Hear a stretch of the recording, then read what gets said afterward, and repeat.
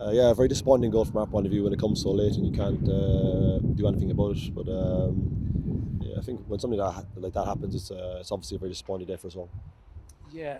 Did you feel it was a nil-nil all over, or we thought it was quite a good quality game between two good sides? I think obviously Bolton are a team who are obviously going to be at the top of the table for a reason. They're a very good team, very dangerous when they broke on us and we gave the ball away in certain areas. Large parts of our game were okay. You know, we got towards the final third pretty easily, and they paid us a lot of respect in terms of how they pressed us. But our final product, in terms of creating and getting into shooting areas and opportunities, was very poor. And as such, then when you don't have enough attacking momentum or create enough chances, you're always in danger of seeing a goal like we did. And today that was the case.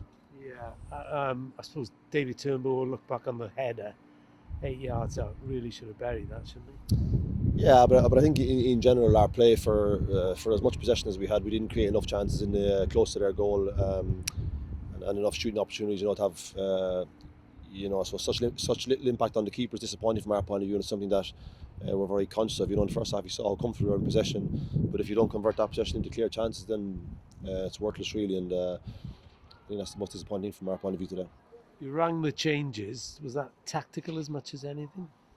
No, Chris Willock was injured in training yesterday, so that was enforced. Even though we won our last two games, there was large parts of the performance that I wasn't pleased with. I wanted to improve it, and pick what I thought was the best team for this game, and that was the reasoning for it, really. I'll ask you about Willock. Is that serious injury or? He's had a scan today. He had an issue before the international window with his quad, and then he played since that obviously last week against Reading, but this week seemed okay. But yesterday he couldn't complete training, so we'll have to watch the space on that.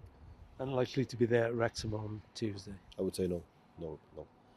What about Alex Robertson's return?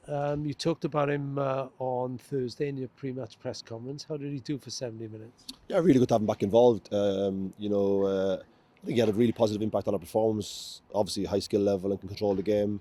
And he'd be very satisfied with his first game back. It's good to have him back. You came here with an unbeaten away record. That's gone now. Just got to get back on the horse now, I suppose, have you?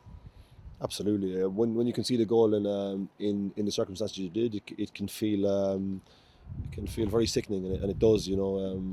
But for me, my message to the players is you can use that as the motivation, try and make sure it doesn't happen again, and try and make our performances more dominant, create more chances, and take the game away from an opponent who are still dangerous no matter what time is on the clock.